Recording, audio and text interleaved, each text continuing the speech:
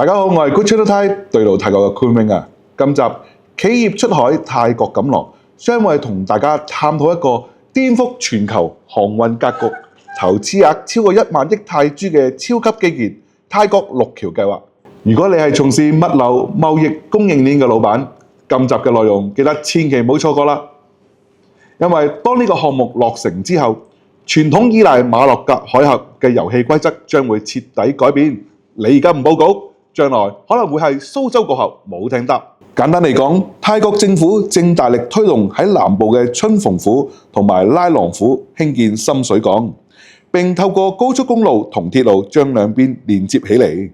呢個項目嘅核心商業邏輯就係要解決全球航運最大嘅痛點馬六甲困局。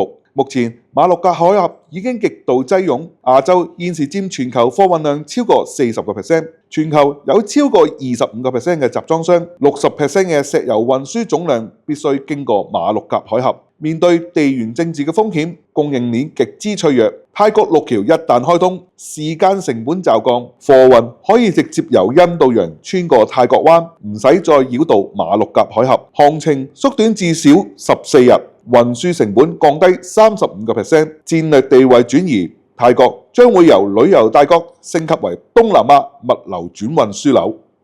Smart Money 已經睇到未來嘅貨流、資金流將會向泰國南部以及與其連接嘅 EEC 東部經濟走廊匯聚。大基建意味着大配套，當貨流路徑改變，你嘅倉存節點設喺邊度，就決定你嘅競爭力。但係外國人喺泰國從事物流服務嘅行業，有一個法規紅線就係外商經營法。一般情況下，外國人只能持股49%。你辛辛苦苦建立嘅物流網絡，隨時要揾泰國人代持股，風險極高。但係其實你係可以喺 IAT 自由貿易區裏邊成立100%全外資泰國控股公司。